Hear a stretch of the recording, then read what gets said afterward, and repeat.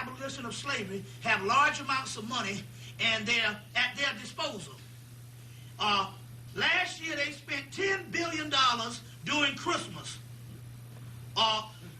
You see, okay, during Christmas. Billions of dollars in the total income. And any of us can use them as a market, as a target market for business venture. You see, any business venture we can dream up no matter what the outline is, and no matter how outlandish it is, they will buy into it. Being primarily a consumer people, the function of total greed, they continuously want more with little thought of saving and investing. You see, they'd rather buy some sneakers than invest in starting a business. Well, that's right. Now, here it is, they're saying the neglect of their children for Tommy and Fubu, when they even say Tommy don't even like their motherfucking ass. You see? You see what I'm saying? Now, and it says it creates this whole better class and stuff like that, whereas you, in so many words, you can, no, I want to put the part about the Tommy. BET and the rest of black media are often broadcasting destructive images in their homes. We will continue to see huge profits like those of Tommy and Nike, and Tommy Hilfiger has often jeered them, saying he doesn't want their money. Right. And look at how the fools spend more with him than ever before. You see what I'm saying? These are white people saying some things, but the point I'm trying to make here is they're talking about this class of people that will buy into this bullshit. You see what I'm saying? Now, like I told you before, Spy Jones, now, despite what you think, now let's deal with practicality here. I don't give a fuck how heavy Star Jones is. This is the foxy mama in our black neighborhood. You understand what I'm saying? Because we ain't never had a problem with the weight thing. That's a European pedophilia. That's right. That's where it comes from. Pedophiles in Paris and pedophiles that set the standard of beauty, they say that they got to look like children. A big mama like that, secretly, and foxy mama like that and stuff like that is a bad woman, is a foxy mama in the black community. You know what I'm saying? A lot of us goddamn screw some Star Jones in a heartbeat, especially with her goddamn mother. Oprah can bend over and do some backflips. You see what I'm saying? This is a cute woman. Now, she's a cute woman. The key here is, but when she's on The View, she has to be heavy, not for the reason, because in our community, she's accepted as heavy. Now look at The View. There's all skinny white women sitting around the table, but that's their standard of beauty. Why is it that they got to pick a heavy black woman to fit the prototype? You understand what I'm saying? Fit the prototype. And why is it this motherfucker ain't found no man yet? Now don't tell me, Star Jones, she can get a nigga off a bicycle and make her the man she want. She got money. That's science. Don't you understand why Oprah never married? That's a part of her contract. Yeah. You know what I'm saying? She knows Stedman is gay. Stedman was fucking Armstrong Williams, that damn dude, the conservative nigga up in you know Armstrong was the biggest Uncle Tom ever. South Carolina. From South Carolina, one of my homeboys. Stedman was fucking him. Like I said, Stedman inbred. One of them yellow niggas from the Bayous or wherever that nigga from. North Carolina. They got a Creole section in North Carolina. Bob McAdoo married one of them women. Everybody thought she was white. Whole section up there don't marry outside of their color. He from some of them Democrats. Or them Negroes. Now we know damn well Oprah could get married if she want to. Don't you understand? Oprah, you... Shit, are we crazy? That's a standard. That's a standard. They done announced her as the richest black woman in the world. A billionaire. And you mean to tell me she can't find a husband? That's a part of her contract. Now they got her. Half the women on the damn panel is old, molded, mildew, rheumatism ass, decrepit ass women in the view. Barbara Waters, man, that wore out 3, 4, 5 husbands. Her stink, rheumatism ass. You probably catch fucking gangrene fucking her. Nasty cracker. Some gas fumes come out and heat your penis off. This old nasty ass cracker. You know what I'm saying? All of them have been married before. And here it is, and all of them skinny. Mm-hmm. Right. Yeah, they got her. They chose her because that's the part you got to understand the scientific aspect. So they got her there. She, you know, cute woman. You see what I'm saying? More educated than all of them. You see, can't find no man. You believe that bullshit? She under the same fucking contract. That's a part of your contract. You can't get married. You see what I'm saying? Till we say so. That's a part of the science. She's the next Oprah. You see? She's the next Oprah. She came out of nowhere with her own TV show. Now, since when did we know niggas just come out of nowhere? We saw that shit happen with Montel Williams. Niggas just come out of nowhere with a TV show. You see what I'm saying? He marries a damn stripper. White stripper. You see what I'm saying? So you got to understand the science here with this type of thing here. You know, so that's another science they're doing here is these sisters can't be married. Some of the most powerful ones. So Oprah is a novelty. Not necessarily saying that on a patriarchal concept that a woman has to be seen as being she has to be seen to be successful based on a man. I ain't talking about that. No, based on her femininity, she doesn't necessarily have to have a husband, but in this particular case, a woman that says she wants to be married, you understand what I'm saying? A woman that says she wants to be married, even showed her wedding dress on fucking TV one day, and can't find a man, that's a freak.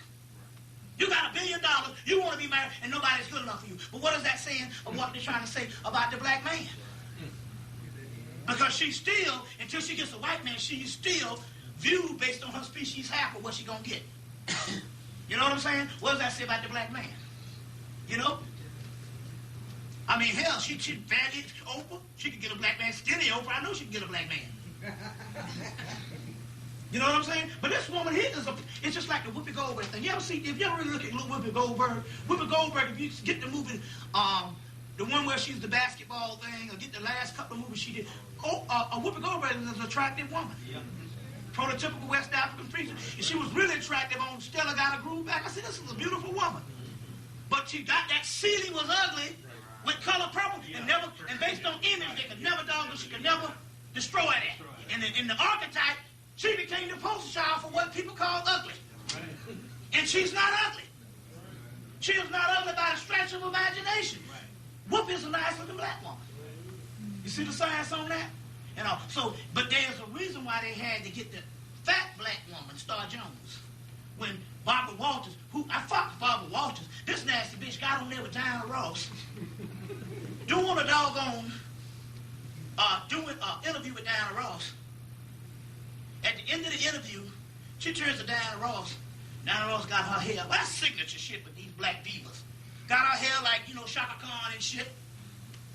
She turned to Diana Ross and said, is that your real hair? Diana Ross looked and said, well, you know, she couldn't say yeah. She said, well, you know, I'm Hollywood, it's extensions, you know what? But see, if she was a smart person, she'd go, wait a minute, hold on now. Didn't you have a colleague called Howard Cosell that you was colleagues with him for years? You wouldn't dare turn to Howard Cosell and say, is that your real hair? You knew that was a rug on his head. But you have a certain respect for white folks. Ted Koppel, this motherfucker got a matted wig on his goddamn head. But you wouldn't turn to Ted Koppel and say, is that your hair? Because there's a certain amount of respect. You're doing this because I'm a black person. You see what I'm saying? Don't know she black, but then again, on the other hand, she had that wake-up call. But still, yeah, here's the Barbara Walters because it's policy. You got to understand the science. So now they got Reverend Bouffant running for president. That is a slap on you because remember now, this is supposed to be a serious forum to say where are black people in the millennium. And then you got this joke up here looking like a James Brown fucking goddamn reject. And James Brown looking like an old black Chinese woman, like they say. stuff, but I'm trying to say, but you don't understand warfare and the way they do things on the Cold War based on your image. So whenever you look around and you have these certain views about the black male, just remember it was manufactured by the fucking enemy. And it starts with shit like this. And that's why you ain't fucking with the nigga on the bicycle, and Prince Charming ain't coming. And you celibate. That's a whole other thing that's going down. I'm talking about this shit is rampant. Black women getting 35 and shutting down. No more sex. Sex is bad. Sex is bad. Because they have bought into the shit that not unless I'm married, I can't have sex. And they don't understand that sex and marriage, sex is where you get married. Sex, now, metaphysically, when you have sex with a person, that is when you marry a person. Not a ceremony. A white man can't produce no document and say you married.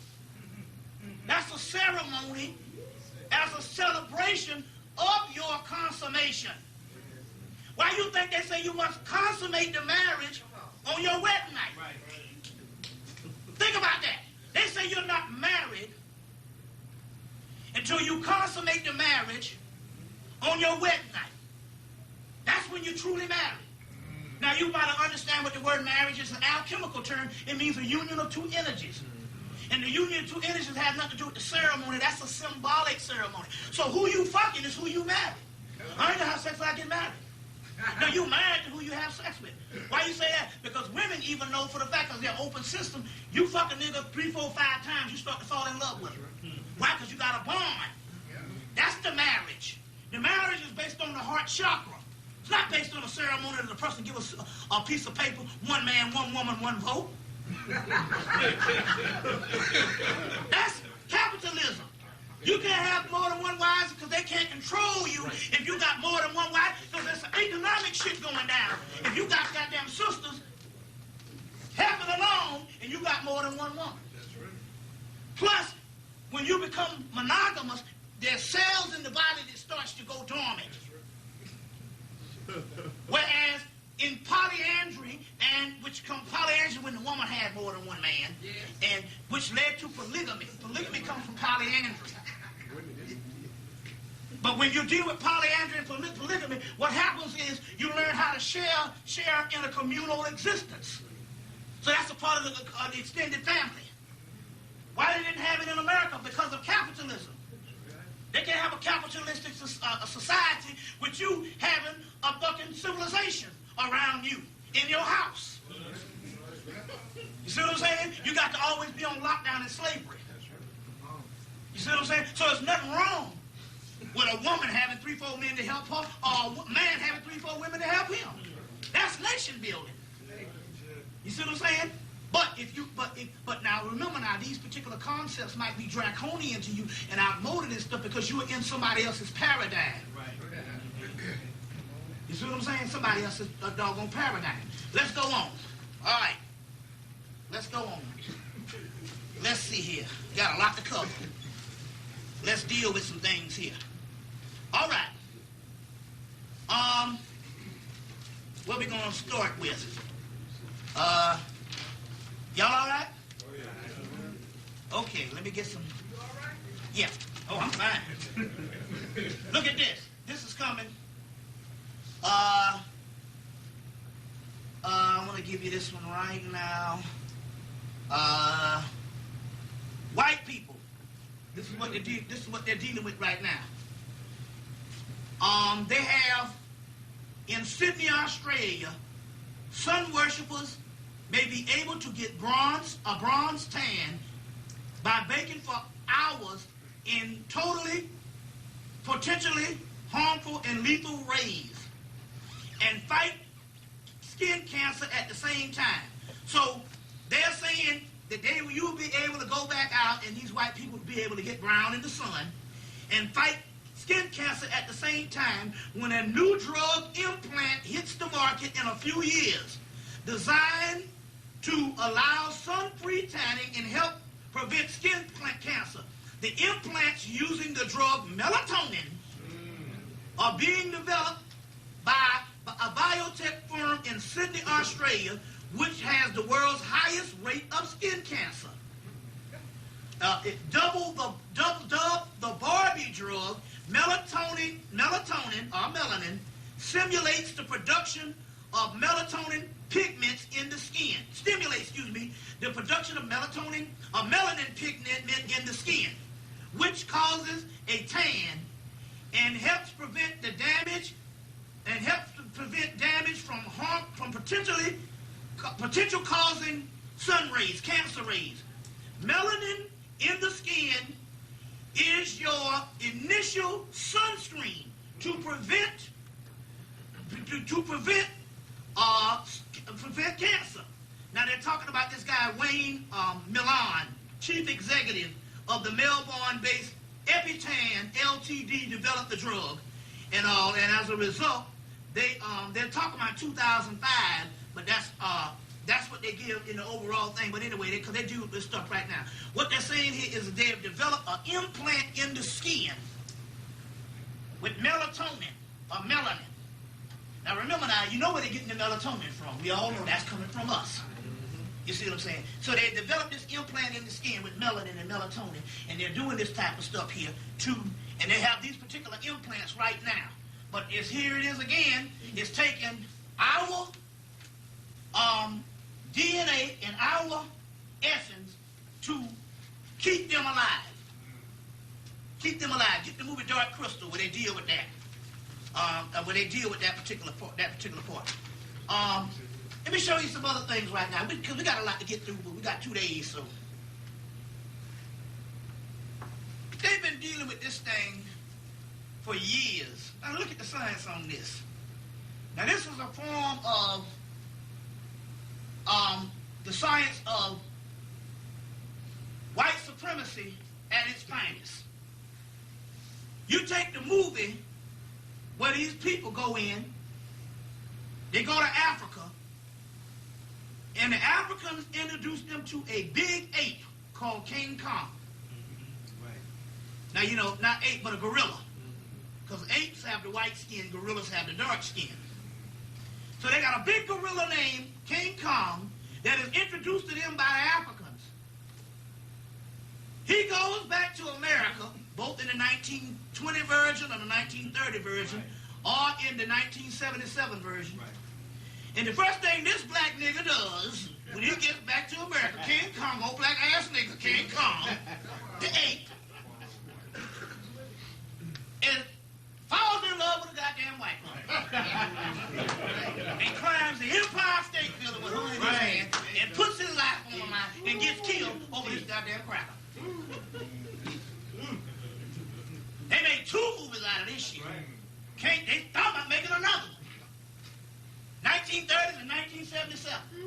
Jessica Lange, white actress, whole career is spawned off of this one act. She was a white woman hollering in the arms of King Kong, a black man. You say, no, that's hate. No, you don't understand the symbology behind this shit. They saying that the biggest, most incredible monster on the planet, this big ass ape, that the Africans introduced them to this goddamn 50-foot ape. And he is powerful, he is strong, but he ain't no match for their white woman. He is powerful, he is strong, but he fucked around, and the white man said, hey, nigga, I got my #1 weapon for you, the white woman. You better go get that movie, Undercover Brother. See that movie? Oh, we got the weapon for you, the man, the white man, that white woman. And our greatest have fallen under her spell. Our genius has fallen under her doggone spell. The white woman. They started that shit with King Kong. But look at the psychological thing on why they put their woman on a certain level and say, you ain't no match. King Kong falls so much in love, he climbed the goddamn Empire State Building to die for this cracker. You gotta understand what time it is. The World Trade Center, the last one. World Trade Center. Empire State Building second. World Trade Center the last one. Gotta know the science. There's some science behind that. Even the World Trade Center. The number being 911. Then they said they had this agent, this Congress. No, he was a general, a colonel. And they said that he had known that they was going to bomb a building all of 2001. And 2000. He went to try to go and get investigations done on these things, but he had to go through the system that was a part of the damn people who blowing up the building. And so they kept messing up his investigation. He got so frustrated, he quit, retired. They called him back and give him a job as chief of security for the World Trade Center. And his ass dies in the World Trade Center. He was one of the people that knew what time it was. You see what I'm saying? Now, it was a year later, and the Spirit said, now, wait a minute. Now, we're going to see how this thing happened. The Spirit got me up. They say, on 911, HBO, they're going to run specials on the World Trade Center. Now, you're not going to watch the rest one. You're going to watch the HBO one, because HBO going to come with some shit. I said, that's the one I'm going to watch.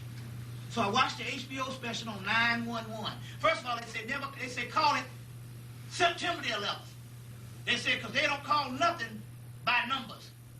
911 is what you call when you in fear for emergency. So anytime they say the word 911 or 911, it induces fear in you, because that's what they want to do is put you under fear. So I said, look here. I said September 11th. I said, wait, I'm going to watch this HBO. And the Spirit said, now what you're going to look for is you're going to look for a perfect picture of the plane hitting the building.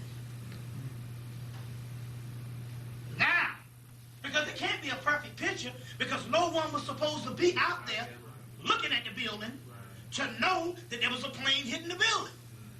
So there don't supposed to be no perfect pictures, and the ones we saw with 9/11 was old shaky, grainy things and all like this and all. They had, after the second plane hit, they had one that was so-so, but it was shaky and grainy. You see what I'm saying? But not a first one early in the morning. And if you see that, you know that they had to have been out there waiting on it to come. And here it is. I got it on tape. HBO, the 9/11, or the September 11th, they got a perfect view, panoramic view, widescreen of the plane hitting the building. I said, look at that shit right there. But it's a year later. You so used to it being a part of your fabric and your psyche until you're not analyzing no more. See what's going on? So, kept right on. Spirit said, I turned to Discovery Channel. Then they had the history of the World Trade Center and had the Japanese man who built it. In 1966, when he started it. He said, I built it to take the hit of a 747. This is what the cracker said. I'm looking at this shit. Wait, hold on now. He said he built it to take the hit of a 747. So what the shit is doing falling? Implosion style. See what I'm saying? Implosion style, which means they blew it up. See what I'm saying? They blew the damn thing up. It's amazing. Okay. Then I don't know if I told you the story, it was on some of my tapes. The Dr. Delbert Blair said that they had a group of firefighters that jumped in the car to go down to Atlanta, to New York, doing 9/11. And by them being firefighters, some black firefighters from Chicago, they got down to the World Trade Center, and they went under the ground where they weren't supposed to be, but they got access because they were firefighters. So they went up under the ground. They got there the next day, so fires were still going on. So they went down under the place, and somebody said, hey, what y'all doing down here? Y'all got to leave. And they looked, and they saw endless amount of bodies wrapped up in white sheets, as far as the eye could see, and they were still living. Like they were shipping them off somewhere. Like a grand sacrifice, shipping them off somewhere. Endless amount of bodies. You see what I'm saying? And they showed this thing and they're shipping them off somewhere.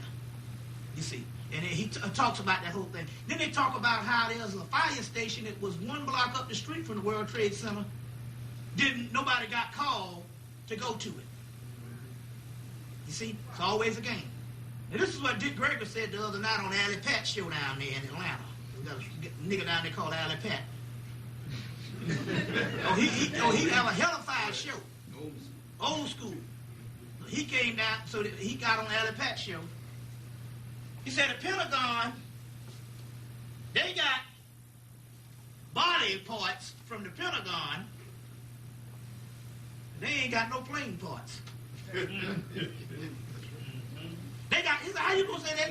And they said this is the first, and the people are saying, well, this is the first time in aviation history that we got body parts from the planes, but we don't have no plane parts. Then they said not only that, they identified the bodies through DNA. They said, but DNA is destroyed after, what, 300 degrees or something Fahrenheit? DNA is destroyed. But yet, no, they had a whole fire, and they got DNA. You see what I'm saying? But yet, nobody, and you know how it's 9/11 now, nobody even talks about the Pentagon. His brother was there and got a call. Brother was there and his brother got a call to go to a damn meeting, and his office was on the damn side. I guess he was a little more top brass. He got a call to go to the other side to go to a meeting, and then they hit the building. You see what I'm saying? Then they hit the building. See, that's what time it is and stuff. You see, but but yet this is stuff that's actually going down and stuff like this and all. But the whole concept here is, you see, you must understand, this thing started in 1969 when they could fool you to think that these motherfuckers could go to the moon. And you believe that shit. They said we could put these people under anything. Then they made a movie about it called Capricorn 1 with O.J. Simpson, just changed it to Mars, about how they faked the lunar landing. And the shit was all done in Hollywood. Well, I want to show you something right here. Now, rescue me if I'm wrong.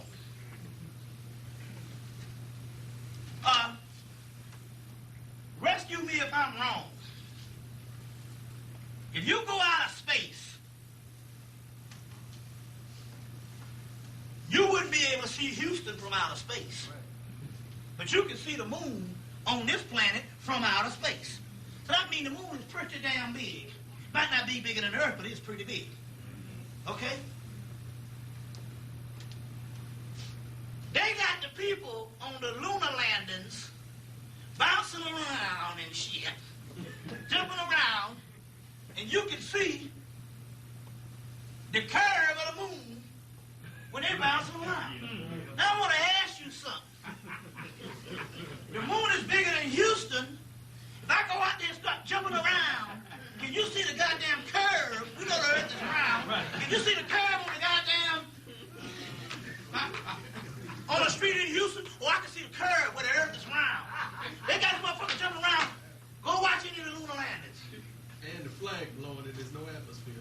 No atmosphere. No atmosphere. And the flag blowing. That shit was fake. Now, first of all, you got this do deductive reasoning.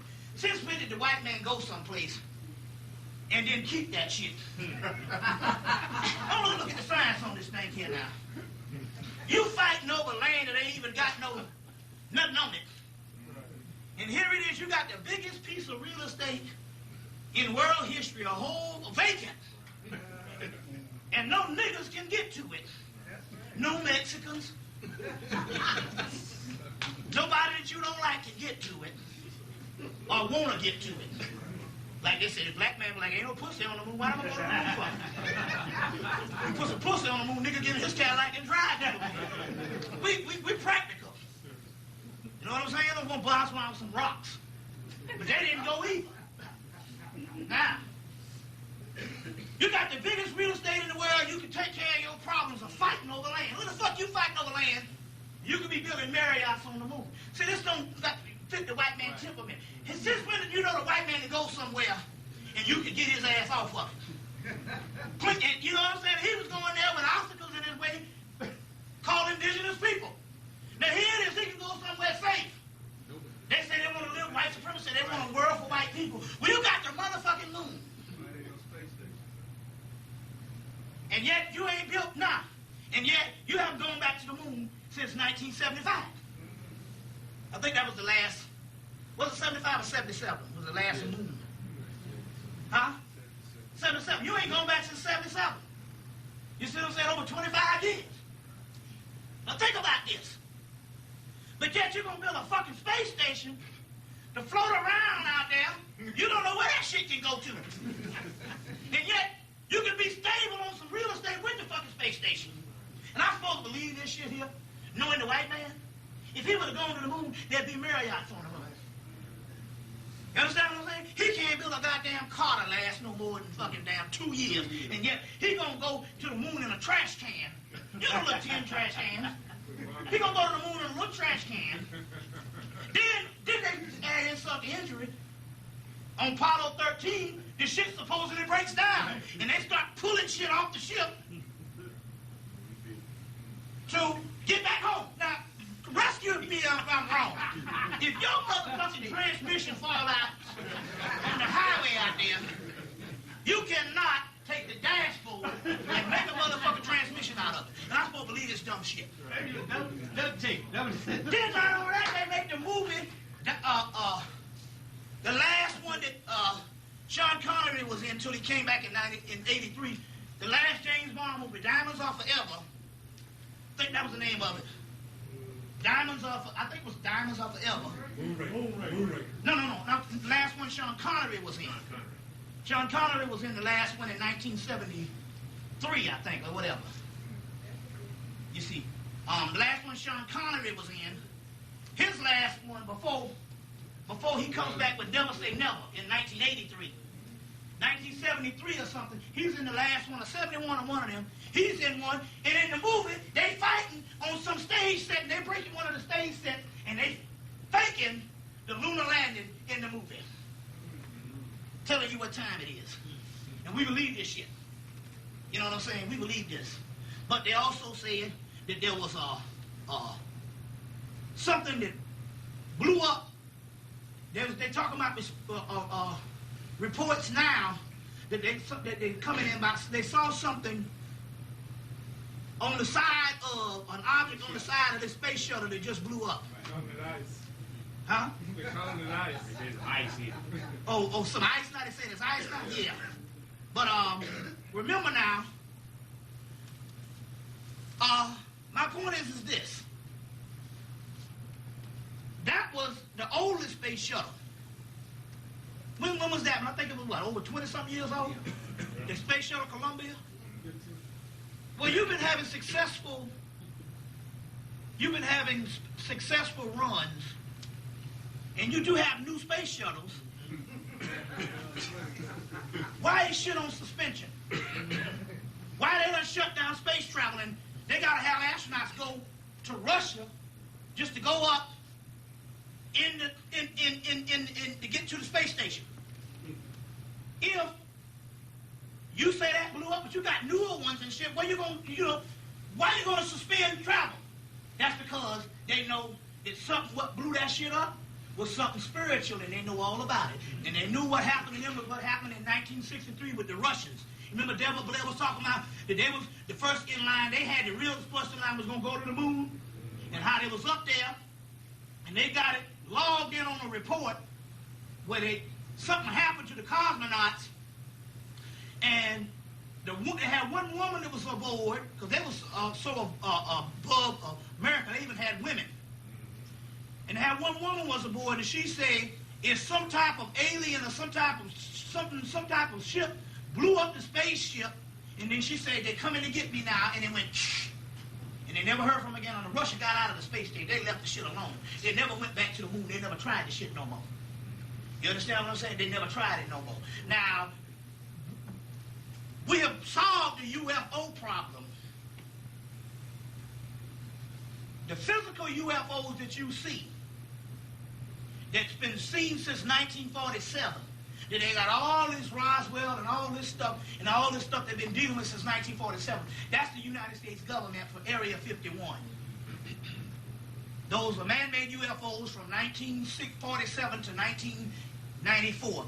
Those are what y'all, because but there are things out there that are ships, but they are not physical.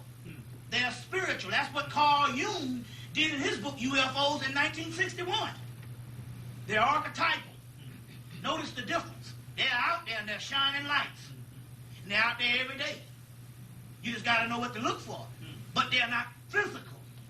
Anytime you see the physical object, that is nothing but the government flying saucer program at Area 51 that they've been dealing with since 1947. And that's what that is. That's what that particular thing is about. Is what that is about. Now, let's go into some things. The number one, this is very key that you understand this. The number one, well, I want to get this particular statistics also before I do this, because there's a lot of stuff that's happening on the physical where we have to get through to try to understand these things. Do you know that they say that they have already lost 37 million Africans to AIDS? Now, supposedly the shit didn't fall down. They said they got 37 million black people in America. The numbers got smaller so that fucking Mexicans can take your place as the new minority. They announced that shit before Christmas. Okay? 37, now let's say if there's 37 million black people in the United States. And they lost 37 million Africans to AIDS already. They say there's another 37 million that's HIV positive that they're going to lose in the next couple of years. That means that they have lost about as much black people that live in the continental United States, according to their numbers, with 37 million. I ain't going to argue about how this shit came from 60 to 40 to 37, but still yet. 37 million black people in the continental United States that they announced in January, just to give you the Mexican population. And yet they say they lost 37 million black people in Africa. That means that they have literally come in and wiped out a whole continental race of people had they be in the United States. That's amazing shit. You see what I'm saying? They're talking about 40 million gonna die, 35 million gonna die in South Africa this year, and another 35 million gonna die in Gambia this year. Ain't this amazing now? But yet there can be an epidemic that can kill not 35 million, it's going to be 35,000 going to die in South Africa this year, and 35,000 going to die in Gambia. You got 35,000 people biting the dust with AIDS in Africa, and yet in South Africa is multiracial, and yet ain't no white people dying. Nobody thought about that shit. Nobody thought about how you got the continent dying from Africa and ain't no Arabs dying. See what I'm saying? And ain't no fucking Arabs dying with this type of thing here. But yet they dying in South Africa. That's amazing. Yeah. They're killing them. You see what I'm saying? Now, they're killing them wholesale. All right. Let's go on. Y'all all right? I just want to put that out there. I want to put that out there because we got a lot of stuff. Now, you want to go to the break? Okay, you want to go to the break now? Yeah. Okay, let me get this one thing out here, then we're going to go to a break, then we're going to come back and we're going to get into some real advanced occultism and a lot of other things. First of all, I want to say this too. This is very important. Because there's a lot of things that's happening on the physical and political scene that we got to get through. Number one, they said that they made this announcement that, because they already did it, because they had a special on VH1 or MTV on conscious rap. Anybody saw this thing?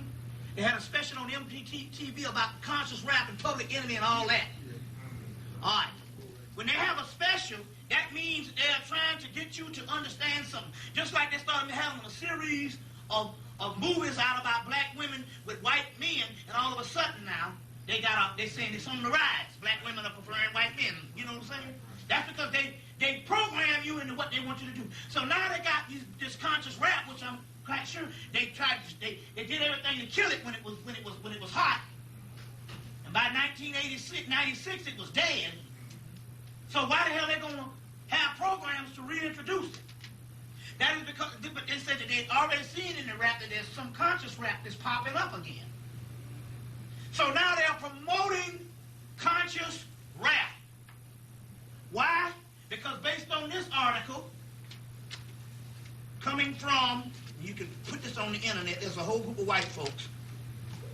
The FPA, the Foundation for a Patriotic America, in the name of www.patrioticamerica.net, America.net.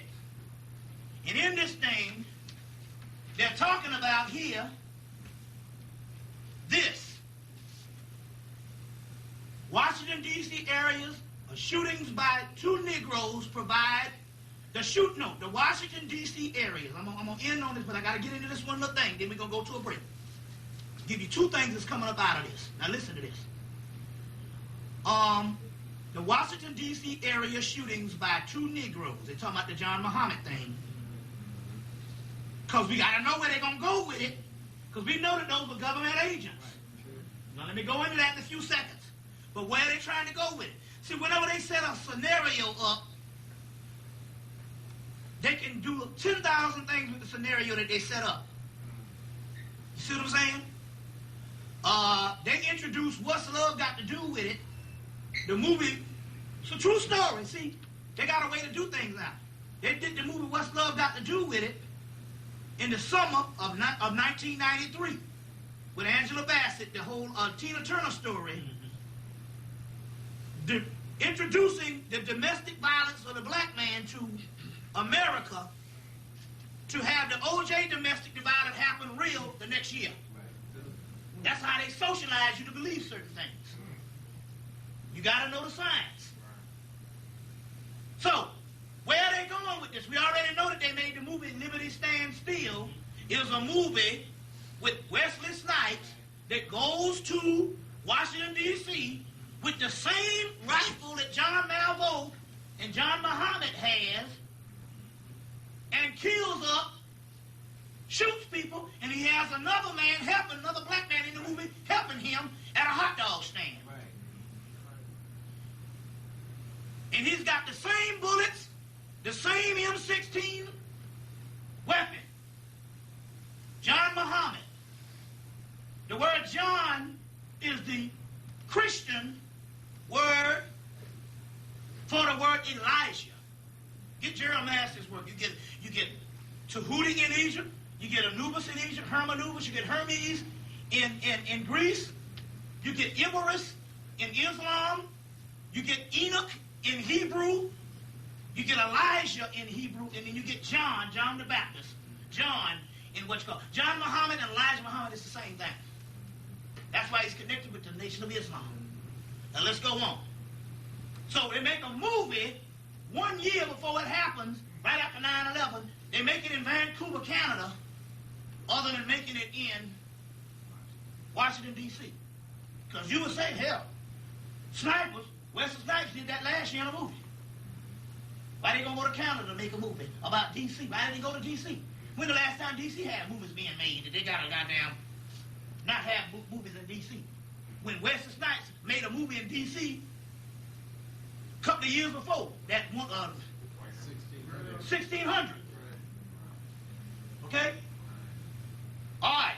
Wesley Snipes, sniper. It ain't like he's in on it, but everything is ritual. You got to understand the secret societies and the way they do things. All right. They did a movie. The movie don't go to the movies. It goes straight to video and go straight to Showtime or Cinemax. And it airs, now here it is, it goes to video and Cinemax on the same time. And it airs in August and September. When did he start? He started in October. It airs in August and September, and then when he starts shooting, they don't show it no more. Now, since when did you watch a cable show and a movie come on, and you can damn watch the movie, and every time you damn turn on the TV, the movie be on. It be the movie from hell. But this shit don't, they don't play it none during the time of during the time of the shootings. Then they got the black man that signs a multi-million-dollar deal. What's the brother name? They signed a multi-million-dollar deal. He gets killed, supposedly by the sniper. What's the brother from Philadelphia? Yeah, brother with the herb. Ken Bridges, with the herbs and signed a multi-million-dollar deal. He gets killed. They don't put by the sniper, supposedly, but yet they ain't counting him as one of the people that got killed by the sniper. Well, who the fuck was this killer? And he was on his way going back to Philadelphia, and they called him back to the office and tell him not. This is what his wife says. The reason why I know, because I spoke for the brother. The same brother got killed by the sniper. I spoke at his house in 1996. That's how I know about it. I spoke at his house, and he's got a wife named Jocelyn. This is what his wife said. He on his way back to Philadelphia. They called him back in the office to tell him something, and then tell him on his way out not to go to certain gas stations. And the gas station they give him to go to, the first one, he gets shot by a random sniper. Yeah. Okay? Now, so, they got the movie out. They killed this Ken Bridges brother who signs a multi-million-dollar deal. And then his two business partners said that his death was an act of God. Now the damn company can go on. Ain't this a bitch? You know what I'm saying? Now they're not counting him as one of the terrorists. Where the fucking murderer? So, now, check it out. But it's all based on fear. Because niggas know they was running with their children. Well, the boy said, Daddy, Daddy, Daddy. Daddy right here, goddammit. You can't run to the fucking car. Daddy, oh, goddamn, Daddy, I'm going to get shot. Get your fucking ass in the car. See ya. He can't run from here to the damn car. So they got all the motherfuckers scared. You know, it's a trip, but you got to know what time it is. All right, let's go on. The Washington, D.C. shootings by two Negroes provided America with its first solid link as a strong connection between rap music and terrorist groups. Now, what the fuck? Now, they've been trying this for a year because the white boy, they got caught in the Taliban. What did they say? They said he was influenced by rap music, which introduced him to the teachings of Malcolm X, and from Malcolm X he went into damn Islam and ended up in the Taliban. I said, no, you know they're going to tie this shit to Negroes somewhere. All right, now, let's go on. So the Washington, D.C. shootings are our first solid link with the strong connection between rap music and terroristic groups. See, they're coming out here. John Lee Malvo. Now, this is some psychological thing here, too. We usually hear John Muhammad's name, which is the older person, and we never hear the younger person's name. But see, they got to link it with a younger person. You see what I'm saying? John Lee Malvo and other pro-Muslim killer, and a other pro-Muslim killer was apparently sympathetic to Al-Qaeda murder crew. No, since when? Including the vile 9/11 acts against America. What fueled the connection? The two terrorists in action were fans of the hip-hop music that was especially enjoyed by blacks, Arabs, and Caucasian teenagers. Read more. Now they go on and they talk about a group called Kill Army. Kill Army, which is supposed to be some type of group that they're talking about, and then they go ahead and they name Ja Rule and all these particular people. The point I'm trying to make here is they're trying to get black people back into the conscious rap, because you can't be a terrorist singing Shake Your Booty. You see? You can't be a terrorist talking about taking off your clothes. You can't take off your goddamn clothes. You gotta have on bulletproof vests or guns and shit. It's getting hot in here. I gotta take off my clothes. So they gotta take them on back to some conscious thing to have a political reason on why you want to kill the government. So now they are promoting the Arab thing. Now the John Malvo thing is simple. This guy was a government agent. And like I said, the same guy that shot Khalid Muhammad in 1994 out at one of these colleges in California is the same guy who trained John Muhammad. Same guy who trained John Muhammad. And this guy, they said they knew he was a damn robot. They say they beat him. They beat this brother to the inch of his life. They tried everything they can think of to beat a nigga down when they was beating his ass after he shot Khalid. And they say he wasn't even feeling it. His eyes was just like this. And they said they was beating him in the nuts and everything. He wasn't even feeling it. He was like he was under a program.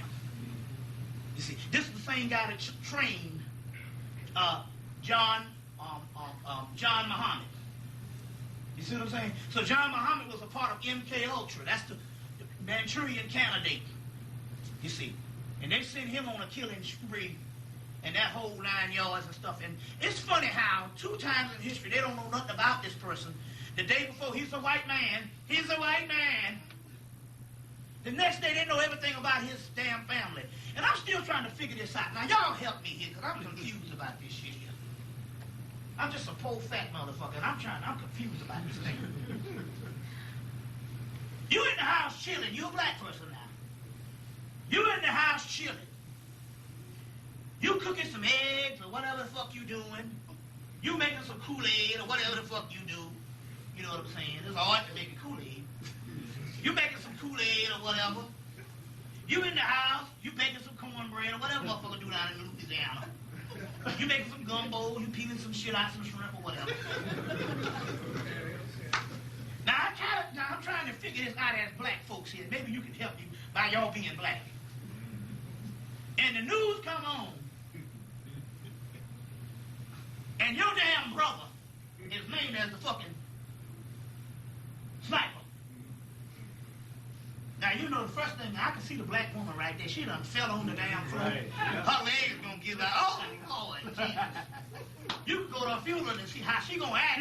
And the same way she acted at the damn funeral is the same way she gonna act when she hear about her brother, her cousin, or motherfucker as a sniper. When you been following this shit for months and you been scared, and all of a sudden your kin folks is on the TV set. Now, we can just imagine how a nigga gonna trip. Especially that damn black woman. She gonna fall all behind the damn refrigerator. Alright? Now try to rescue me if I'm wrong. You just learned that your kin folks done killed somebody and it's a sniper. And yet you gonna get up and fly to fucking Larry King Live in Hollywood or wherever the same damn night with your hair done, dyed, fried, and laid to the side, goddamn brand new suit your nigga got on, you clean as shit, they just catch him and you talking shit on the TV about how fucked up he was. Yet, this is a person supposed to be going through some trauma earlier. I'm just imagining. You get this shit what I'm saying? This nigga is announced the same day. Now, you gotta hear this. That night, less than 4 or 5 hours later, they on TV dressed down, his family was talking shit about him.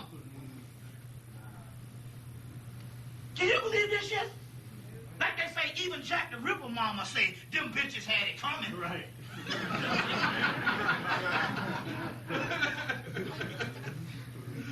Can you believe this shit here?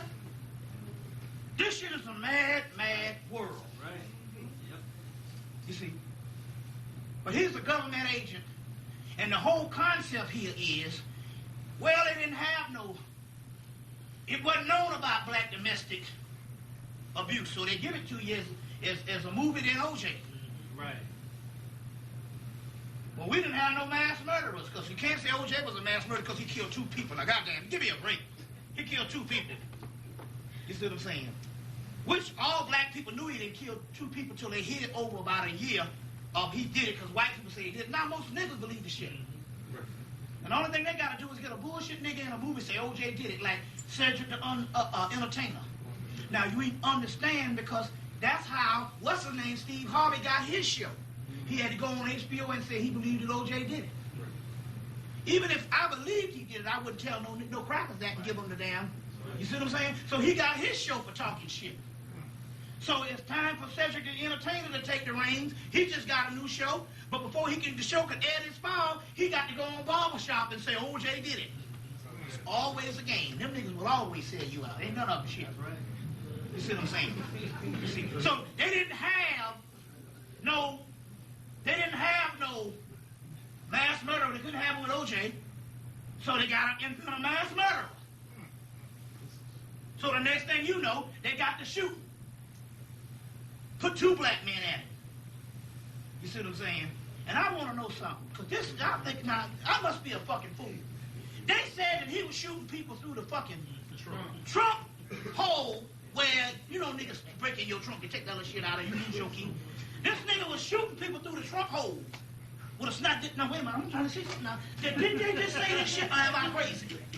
Did they say this shit? Did they say this motherfucker was shooting people in a trunk hole at high speed, and they say this motherfucker was an expert marksman? You gotta watch the news. When they caught him that day, they had a thing flash say, Pentagon say, John Muhammad, expert marksman. A week later, they come on doggone Dateline, and say that the group that he was in the army said they ain't never trained him as no sniper. Never trained him as a sniper. See what I'm saying? Now, they talk about MK Ultra. They said that when he came down there with the little boy and stuff, he sure did look a little sweet beside John Malkovich, bringing with that little, you know. When he came down with the little boy, they said they had him on crackers and honey. What is it, honey and crackers or something? Now, they said that that's a part in MK Ultra is when you want to put a person under mind control and you got him at a certain state, you got to keep them on the same diet because anything new introduces them to knock off the mind control. You see what I'm saying? Knock off the mind control.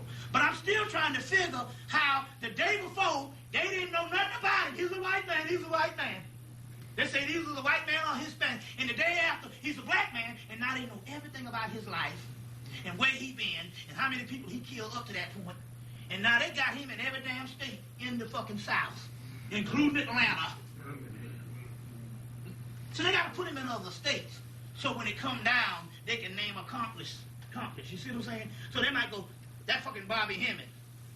Let's get him hooked up with John Malvo. Then they just come on the news and say, you know, John Malvo and John Muhammad, they went to Atlanta because there's a known black a black person that talks shit about white folks that's known in Atlanta, and they went by the drop and do his support, so he in on the ring. And guess what?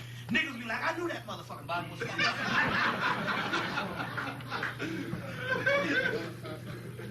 I say if they wanted to do that type of thing, but they can't fuck with me. They can't fuck with me. You see what I'm saying? And I'm not saying that kind of stuff because I'm not going to say, well, I'm a child of God and I'm going to leave it up to God. Because I know that. As soon as you say that shit, oh, God, I'm a child of God and Jesus Christ, they say, shoot that motherfucker in the head. He ain't learned this shit yet.